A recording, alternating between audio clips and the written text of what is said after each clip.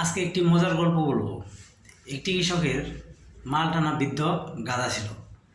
একদিন সেই গাধাটি মৃত কুয়ায় পড়ে যায় এবং তখন সেই কৃষকটি ভাবে যে কুয়াটিও মৃত হয়ে গেছে, কোনো কাজে লাগে না, এবং গাধাটাও বৃদ্ধ হয়ে গেছে, এখন কোনো কাজে লাগে না। তবে এই গাধাটাকে কুয়ার মধ্যেই কবর দিয়ে দেব।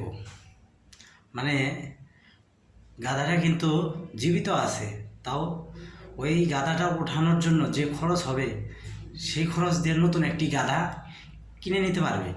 তখন যে বাবার সেই কাজ, তখন সে ওই লোকটি এই কুয়ার মধ্যে ওই মাটি ফেলতে লাগলো। তখন সেই গাধাটি শরীর ঝাড়া দিয়ে সব মাটিগুলো নিচে ফেলে দিল এবং সেগুলোকে স্টেপিং স্টোন বানিয়ে উপরে চলে আসলো।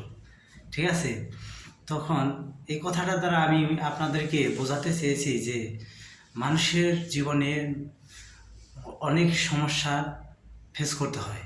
ঠিক আছে, কোনো সমস্যা দেখে কখনোই হতাশা হওয়া যাবে না।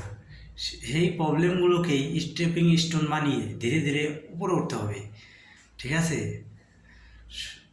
সৃষ্টিকর্তাকে বিশ্বাস রাখুন এবং ধীরে ধীরে উপরে ওঠার জন্য পরিকল্পনা করুন। ধন্যবাদ।